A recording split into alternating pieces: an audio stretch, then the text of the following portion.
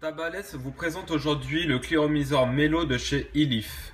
Vous allez le recevoir dans un pactage comme celui-ci en carton, où à l'intérieur vous allez retrouver donc le cléromiseur Melo avec son drip tip ici qui est en verre, avec une résistance qui est préinstallée à l'intérieur de 0,5 ohm et une deuxième résistance d'une valeur de 0,5 ohm aussi.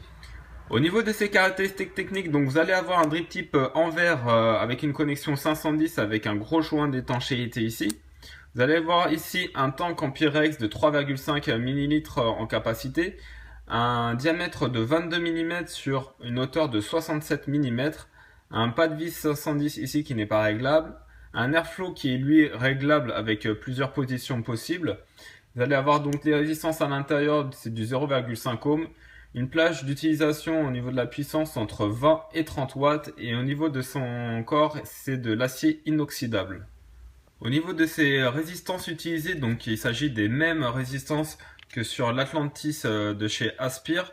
Donc vous allez avoir aussi des résistances en BVC avec 4 trous pour l'entrée du liquide.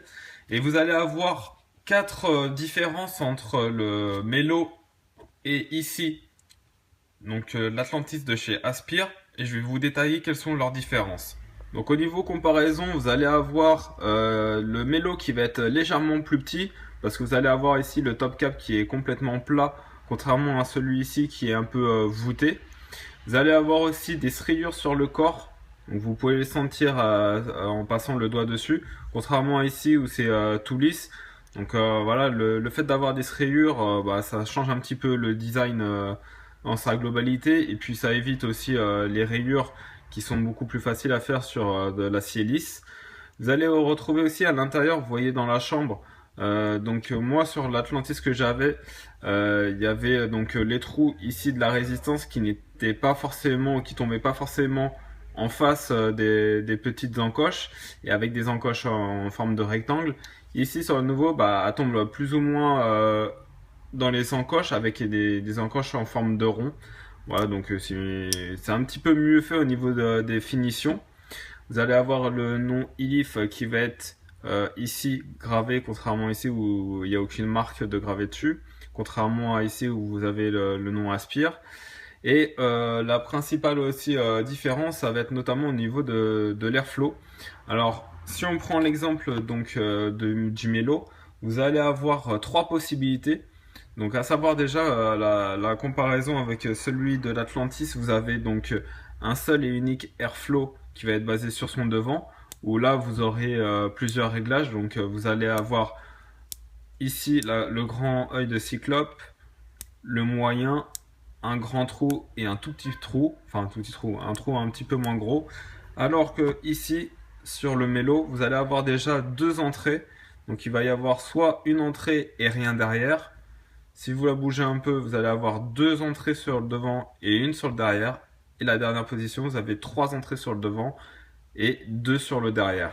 Le fait d'avoir une double entrée d'airflow va vous permettre d'avoir justement un apport d'air qui est plus homogène, qui va entrer par deux entrées différentes, et ce qui va vous permettre de refroidir un petit peu mieux la résistance pour pouvoir tirer un petit peu plus fort au niveau de sa puissance globale. La dernière petite différence, c'est qu'il va y avoir aussi au niveau de ces joints, donc 2 joints d'étanchéité coupés par de l'acier avec une bague en acier qui fait tout le tour, alors que là vous avez vraiment un gros joint bien large et bien gros, et ça en rebutait quelques-uns de par son design comme sur l'Atlantis. Voilà, sur celui-là il est beaucoup plus discret et beaucoup plus sympa à regarder. Au niveau de son utilisation, ça va pas être compliqué. Vous allez donc dévisser la partie basse du chloromiseur pour pouvoir soit changer la résistance ou soit verser du liquide. Donc pour verser du liquide, vous versez le liquide le long de la paroi jusqu'aux 3/4 avant d'arriver à cette encoche là. Concernant la résistance, pour la changer, ça va pas être compliqué. Vous avez juste à la saisir ici sur le grip là et tourner tout simplement la base. Voilà, une fois que c'est fait, vous avez juste à remettre une nouvelle et à revisser tout simplement.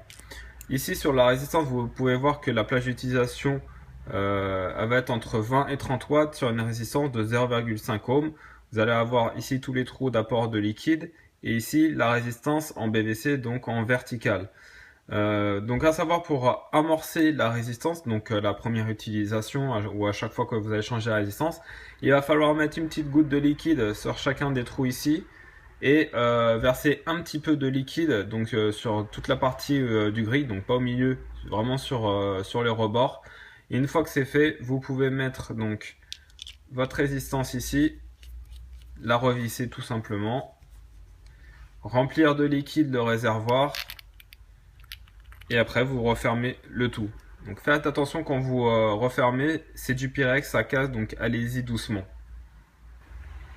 On va maintenant passer au plus et au moins. Donc le gros plus, ça va être l'utilisation des mêmes résistances que l'Atlantis. Donc si vous avez déjà un Atlantis, vous pouvez utiliser les mêmes résistances. Vous allez avoir la capacité du réservoir qui est de 3,5 ml comparé à l'Atlantis qui était en 2 ml.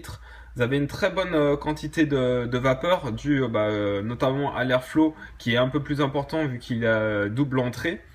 Et vous allez avoir donc un design qui est un peu mieux fini, notamment ce qu'on a vu tout à l'heure sur l'intérieur de la cloche où ça tombe vraiment pile poil en face avec des joints qui sont un peu plus design vu qu'ils ont été coupés et un peu rétrécis au niveau de leur hauteur. Son dernier point négatif est qu'au niveau de son pactage, ils n'ont pas prévu un deuxième tank de Pyrex. Donc c'est un peu dommage parce que le Pyrex a tendance à casser assez facilement et on aurait quand même préféré qu'il y en ait un au cas où. Pour faire un bilan de ce mélo, donc c'est un très bon cléromiseur qui est simple d'utilisation. Pour tous ceux qui veulent pas se prendre la tête à faire du reconstructible, bah là vous avez des résistances qui sont toutes faites. Vous avez une bonne quantité de vapeur quand vous prenez sur une puissance de 25-30 watts. La vapeur elle est tiède chaude. Donc après ça va dépendre de l'apport d'air. Plus vous avez d'apport d'air et plus vous allez refroidir la résistance, donc avoir une vapeur froide. Et au niveau de sa capacité, vous avez quand même 3,5 ml. Donc c'est pas à négliger et c'est beaucoup plus que sur l'Atlantis. Donc ceux qui étaient un peu trop restreints sur l'Atlantis, c'est un très bon compromis. Je vous souhaite une bonne vape à tous et je vous dis à bientôt.